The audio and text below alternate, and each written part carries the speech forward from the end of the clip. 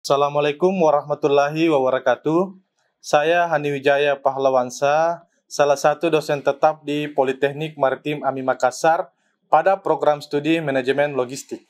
Saya dipercaya oleh program studi untuk membawakan beberapa mata kuliah di bidang digital atau aplikasi, karena latar belakang pendidikan atau bidang ilmu saya adalah pendidikan teknik informatika. Salah satunya adalah mata kuliah yang akan saya sampaikan dalam video ini adalah Fundamental SAP atau System Analysis Program Development.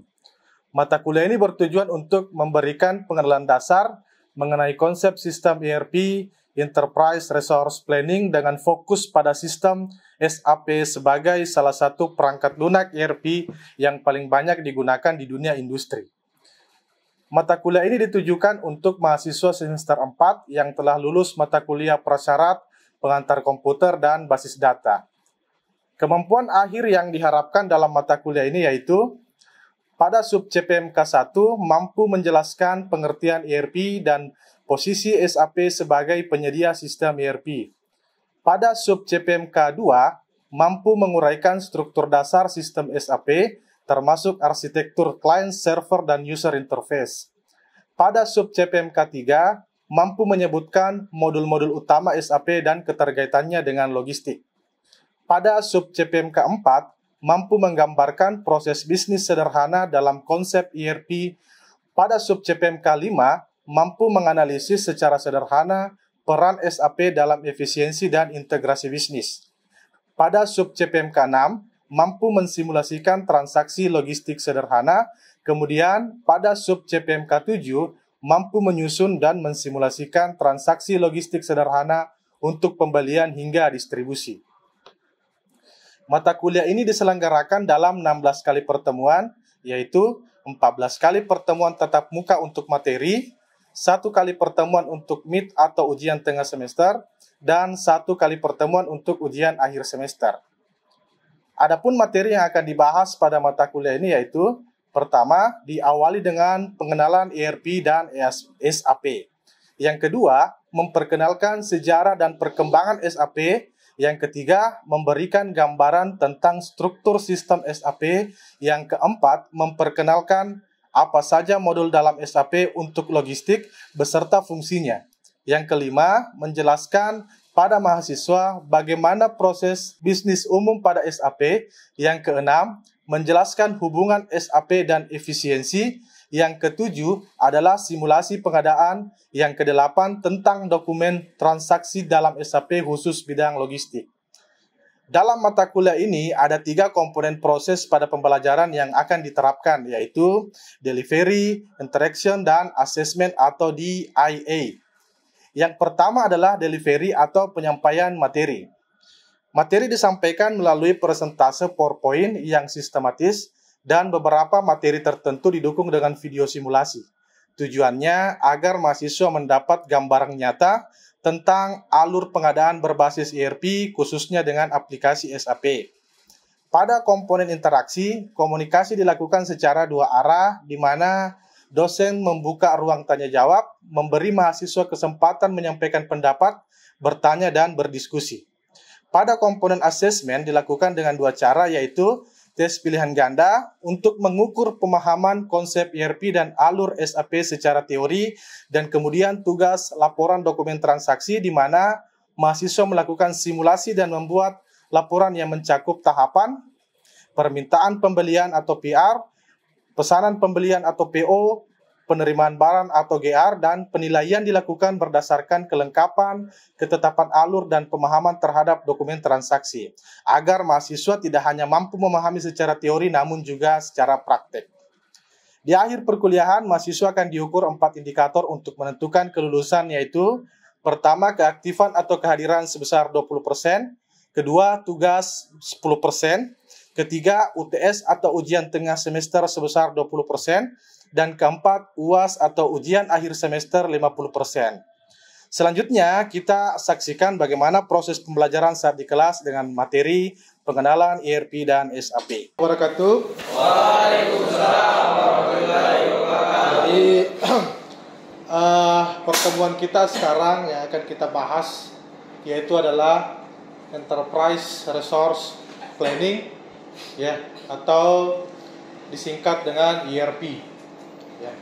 Kalau dalam logistik atau manufaktur itu, orang itu tidak akan asing lagi dengan sistem atau konsep ERP. Apa itu ERP? Kita akan bahas lebih lanjut, ya. Kalau kalian lihat ini gambar, apa yang pertama yang bisa kau sebutkan? Kira-kira apa ini? Ada yang tahu?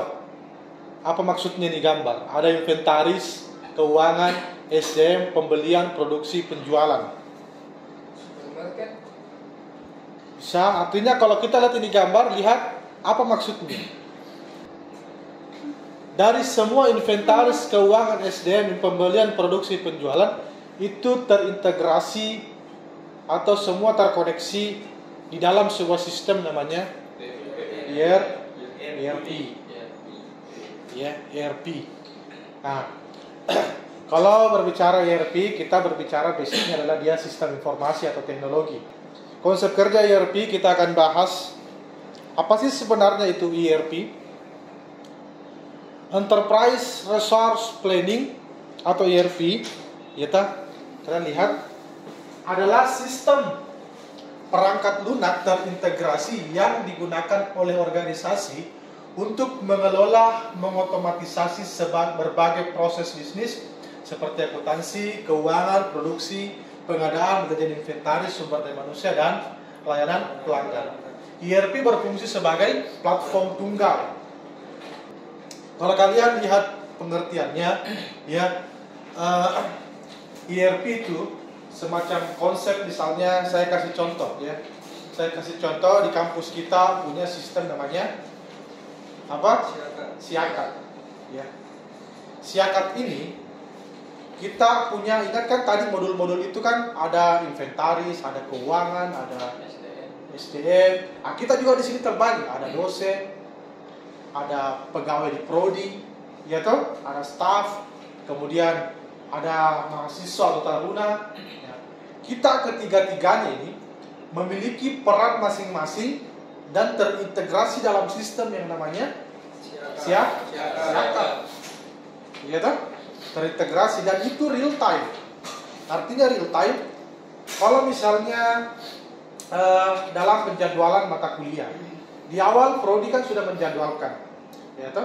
Tugas prodi dia login, punya modulnya sendiri, membuat jadwal, mengalokasikan dosen siapa yang mengajar, membagi kelas, ya toh? Itu perannya dia. Kemudian kamu sebagai mahasiswa juga punya peran sendiri. Apa peranmu? Registrasi TRS, atau pilih mata kuliah yang mana yang mau kau registrasikan. Kau mau belajar di kelas mana? Itu kan kau registrasikan semua di sistem di Siakat. Kemudian kita sebagai dosen juga punya modulnya masing-masing. Begitu saya login, saya langsung lihat, oh saya ditugaskan mengajar mata kuliah ini untuk semester ini. Yaitu saya bisa, contohnya saya diajarkan untuk mengajarkan fundamental SAP pada kelas ini, misalnya kelas A. Ya, itu saya tahu jadwalnya siapa dan siapa nama-nama mahasiswanya. Padahal saya tidak pernah komunikasi dengan prodi. Saya tidak pernah juga komunikasi dengan kalian. Karena kenapa? Semua yang mewakilkan komunikasi itu adalah sistem. Itulah konsep ERP. Ya, semoga bisa paham sampai di sini. Nah, mungkin sampai di sini, kalau kalian ada bisa paham sedikit, mungkin ada yang bisa contohkan kepada saya bagaimana contoh ERP itu dalam kehidupan sehari-hari, mungkin yang pernah kalian lihat. Ada? Siapa yang bisa? Bisa? Ya. Siapa? Saya, Pak. Silakan, atas nama siapa? Atas nama Aryan Hidayat, Pak. Ya, silakan. Baiklah, contoh penerapan ERP itu seperti pada supermarket atau minimarket. Contohnya itu seperti ketika kasir menjual barang, sistem langsung mengurangi stok dalam gudang secara otomatis. Oh iya, itu salah satu jawaban yang tepat. Coba tepuk tangan dulu untuk. Ya, Arya menjawab bahwa salah satu konsep contoh ERP yang sering dia dapati adalah ketika misalnya mereka belanja di Alfamart, ya toh, Hypermart atau di mall dan sebagainya. yang yang barangnya banyak, kita itu kan pasti harus ke kasir kan. Begitu barang kamu di scan terjual Indomie 1, secara stok di komputer itu terhitung langsung dikurangi 1, kurang 1 terkait tentang Indomie tersebut. Itu terjadi koneksi terintegrasi semua.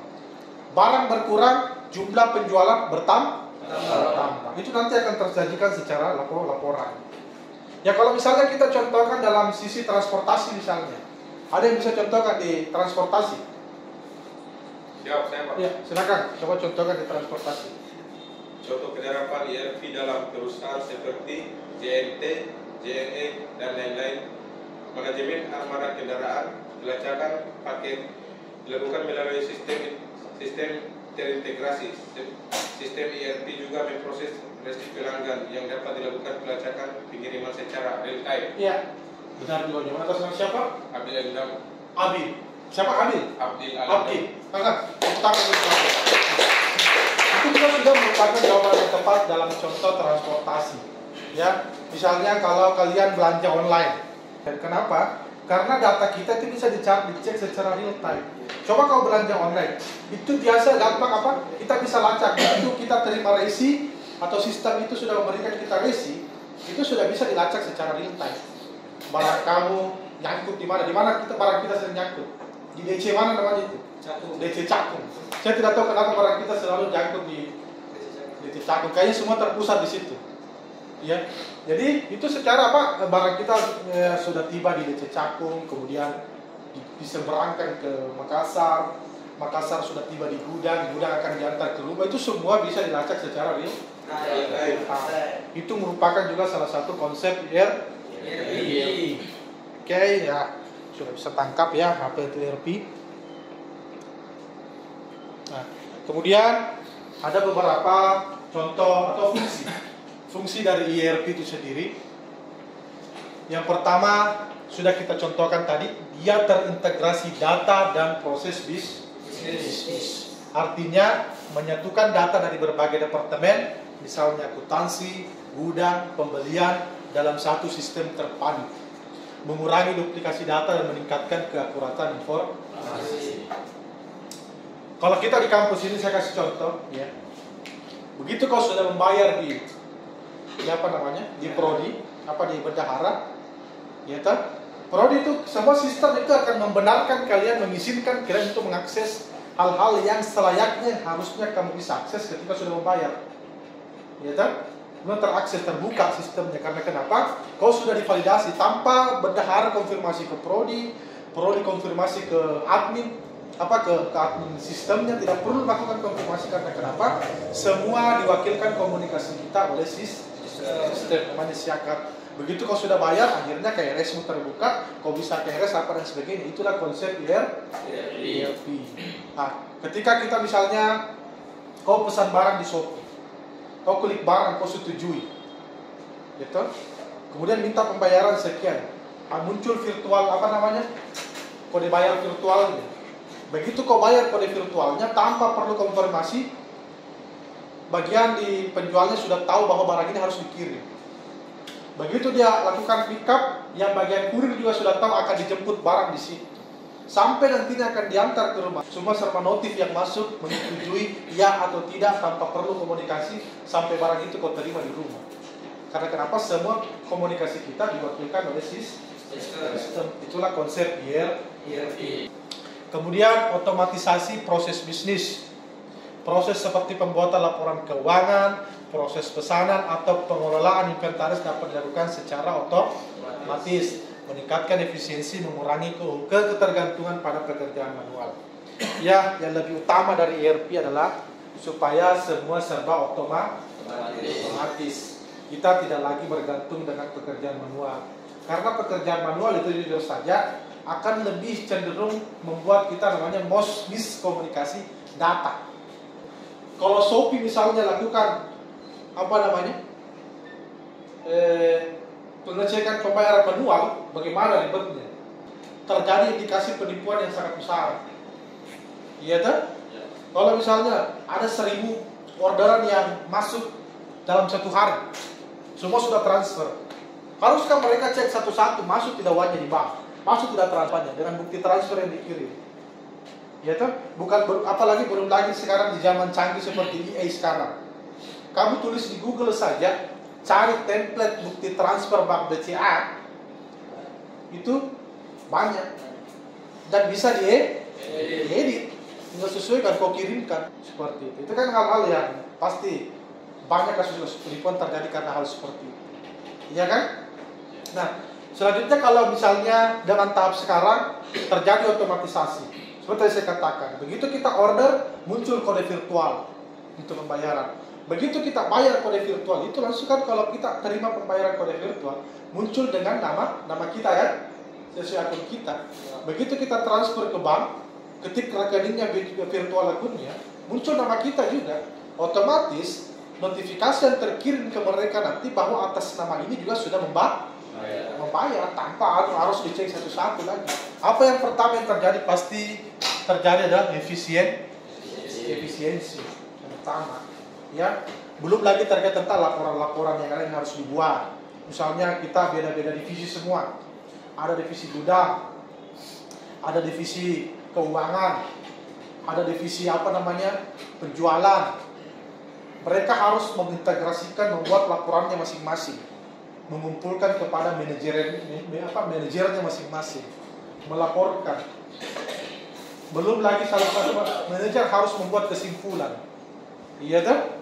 Tapi dengan adanya sistem ERP, semua itu karena kenapa? Contohnya tadi, beli barang satu otomatis terkurang satu di gudang secara stok, secara sistem.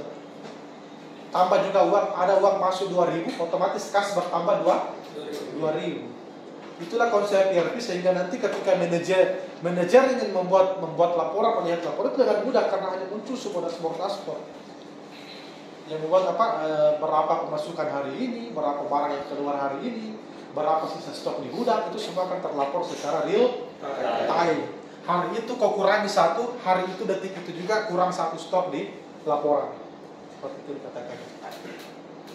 Kemudian pengambilan keputusan yang lebih baik. Kita lihat misalnya, saya kasih contoh lagi yang lebih nyata yang sering kita hadapi. Kita sering hadapi cuma seperti Shopee, ya. Kita ulang lagi Shopee atau Tokopedia. Kamu cari misalnya kemeja, ya. Apa yang membuatmu yakin sehingga kau mau beli itu kemeja? Ulasan. Apa? Ulasan. Ada data di situ. Ada data ulasannya para pelanggan yang pernah beli. Apalagi Banyak yang beli. jumlah yang beli sudah banyak. Berarti barang ini laris, bagus. Dua data ini saja sudah membuat kita bisa mengambil keputusan. Ini layak saya beli atau tidak. Iya kan? Berarti ketika itu membuat kita pengambilan keputusan yang lebih baik. Seperti itu. Yang kelima, peningkatan produktivitas dan efisiensi. Ya sudah pastilah nanti kalau semua sudah serba serba otomatisasi, pasti efisiensi tercipta seperti beberapa yang kita contohkan, itu baru sedikit. Belum efisiensi yang lain pasti banyak. Kemudian produktivitas pasti lebih meningkat. Nah, ada hal yang mungkin bisa kita lihat sedikit terkait tentang apa sih bedanya sistem tradisional dengan ERP. Ya toh? Ini kalian bisa lihat. Yang pertama dari struktur pengolahan data. Data tersebar di berbagai sistem, departemen sering terjadi duplikasi dan inkonsistensi. Kalau ERP data tersimpan dalam satu database. Kalau terpisah-pisah kita punya data, otomatis pasti terjadi miskomunikasi data. Kemudian efisiensi operasional. Karena kenapa? Data akan selalu diperbarui secara real time. Selanjutnya pelacakan pengiriman. Iya toh? Coba kalau pelacakan pengiriman, kau pesan barang misalnya, barang itu seharusnya dijanjikan tiba tanggal 1 Juni misalnya. Nah sekarang sudah 3 Juni. Kita pasti panik. Ya kan? Kalau tidak bisa dilacak. Tapi kalau bisa dilacak, walaupun sekarang sudah tanggal 3 Juni, barang dijanjikan estimasi tiba 1 Juni, tapi ketika kita cek, barang jelas posisinya ada di mana, Kemudian ada catatan, mungkin terjadi keterlambatan pengiriman karena kepadatan. Apa kita panik? Tidak. Karena kenapa? Kita bisa melacak secara real time dan kita tahu alasannya kenapa. Itu salah satu contoh. Kemudian sudah kita tadi contohkan, pasti pengambilan keputusan lebih baik. Kemudian layanan pelanggan. Ada tempat kita untuk mengeluh sebagai pelanggan. Ya kalau misalnya di Shopee kau emosi barang, atau kan tinggal komen saja di situ kan. Bukan cuma sistem seperti Shopee, kalian lihat Pelni, ada di situs-situs websitenya menyediakan keluhan pelanggan. Semua lembaga organisasi apapun itu, perusahaan apapun itu pasti menyiapkan, diwajibkan harus memiliki namanya tempat untuk keluhan pelanggan. Ya. Kita sudah bahas tadi bagaimana itu ERP. Sekarang ERP itu punya beberapa aplikasi. Sama kalau saya kasih bilang begini. Kalian tahu kan itu e-commerce? Apa e-commerce? E-commerce itu apa? Aplikasi jual beli online. Ya tahu, media untuk jual beli online. E-commerce itu ada banyak. Ada apa? Shopee, Lazada, Tokopedia, dan lain-lain. Sama ini. Contoh ERP tadi kita sudah jelaskan konsepnya bagaimana. Ya toh? Contoh aplikasi ERP yang paling banyak digunakan dalam manufaktur perusahaan-perusahaan besar, ada SAP, ada Oracle, ada Microsoft Dynamics 365, ada juga Odoo, masih banyak yang lain, tapi kita akan fokus ketiga ini. Ya toh? Kemudian yang paling utama karena mata kuliah kita fundamentalis SAP, yang akan kita bahas adalah SAP. SAP sebagai sistem ERP. Ya. Apa sih itu SAP? SAP itu salah satu vendor aplikasi perusahaan perangkat lunak asal Jerman yang mengembangkan sistem ERP, Enterprise Resource Planning, untuk membantu perusahaan mengelola berbagai aspek bisnis mereka secara terintegrasi. Nah, kalau kita lihat di situs SAP, siapa-siapa saja yang pakai SAP, ada seperti misalnya Astra, ada Danone, ada Unilever, ada Aqua, itu semua mereka pakai namanya aplikasi SAP. Ya, karena kenapa? Semua lembaga bisnis itu punya sistemnya masing-masing. Kita di kampus semua lembaga pendidikan pakai namanya Siakap. Ya toh? Di kesehatan juga punya sistemnya masing-masing. Di perusahaan logistik dan sebagainya punya sistem juga masing-masing.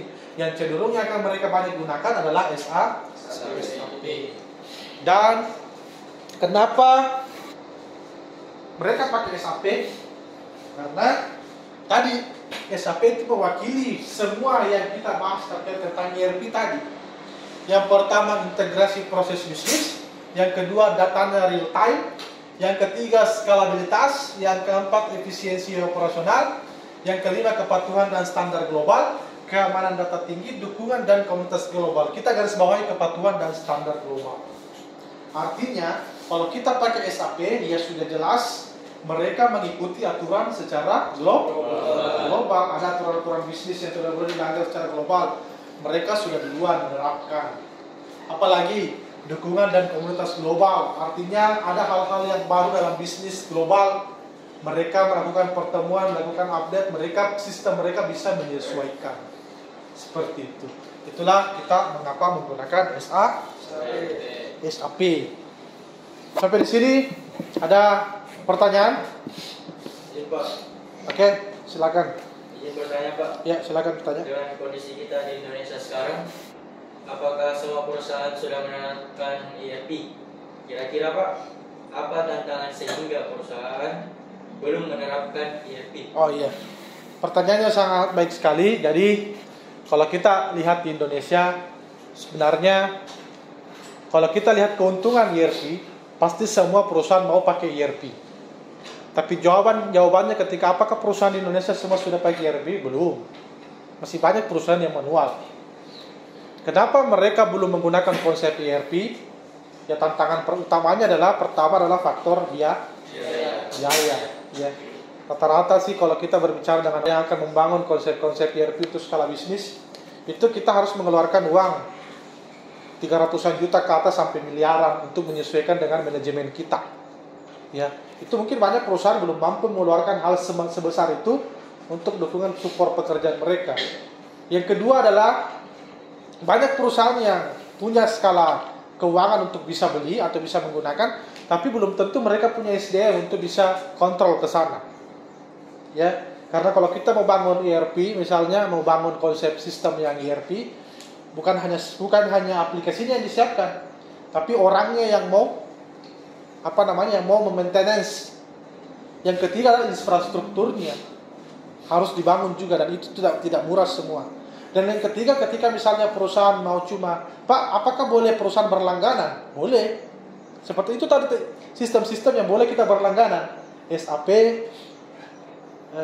apalagi Oracle, Microsoft Dynamics, ada Odoo, dan itu boleh berlangganan semua. Tetapi semacam SAP itu berlangganannya pun itu kalau kita mau berlangganan per tahun itu sudah ratusan juta. Itu berlangganan itu. Artinya berlangganan 1 tahun, tahun depan mati bayar lagi. Dan biayanya tidak sedikit. Tapi kalau perusahaan besar seperti Aqua, hal-hal begitu kecil untuk mensupport pekerjaan mereka. Seperti itu mungkin jawabannya. Ya, oke, berikan aplaus teman yang bertanya. Pertanyaan yang sangat baik. Nah, kita sampai di penghujung materi untuk mata kuliah fundamental SAP untuk materi ERP. Sampai di sini mungkin saya mau dengar, mungkin ada yang bisa menyimpulkan dari kalian. Saya mungkin minta 2. Siapa yang bisa menyimpulkan pertama? Siapa namanya? Silakan. Silakan Rizal. ERP adalah solusi strategis untuk mengintegrasikan seluruh proses bisnis dalam satu sistem terpusat yang memungkinkan perusahaan bekerja lebih efisiensi, responsif, dan akurat dalam pengambilan keputusan berbasis data prediktif. Oke, jadi kesimpulan yang diberikan oleh Rizal bahwa konsep ERP itu adalah sebuah konsep yang akan mengintegrasikan semua pekerjaan yang lain, semua berbeda divisi, untuk arahnya meningkatkan efisiensi. Ya, kesimpulan yang baik oleh Rizal. Berikan aplaus. Mungkin satu lagi. Siapa bisa memberikan kesimpulan? Ya, silakan sebutkan namanya. Nama saya Muhammad Rifki Ardiansyah. Ya, silakan. Untuk kesimpulan saya, dengan penerapan ERP, perusahaan dapat meningkatkan efisiensi kerja, mempercepat pengambilan keputusan, dan meminimalkan kesalahan dalam pengolahan data, serta proses operasional sehari-hari. Oke, kesimpulannya sama, bahwa intinya kesimpulan yang diberikan oleh teman kalian yang kedua bahwa tujuannya adalah untuk mengejar efisiensi. Berarti dengan menerapkan ERP itu tujuan utamanya adalah pasti akan memberikan dampak efisiensi. Pasti karena kenapa? Semua sudah terintegrasi. Ya, jadi berikan aplaus dulu untuk teman-teman kalian semua yang saya rasa apa yang kita sampaikan hari ini kalian paham, ya. Jadi untuk ke depan nanti kita akan bahas terkait tentang SAP. Kita akan familiarisasikan kalian apa itu SAP, hingga mungkin nanti di praktek kemudian kita akan bersentuhan langsung aplikasi dengan namanya SAP. Ya, oke, mungkin cukup sekian apa yang saya sampaikan hari ini. Semoga bermanfaat untuk kalian semua. Sekian dan terima kasih. Assalamualaikum warahmatullahi wabarakatuh. Waalaikumsalam.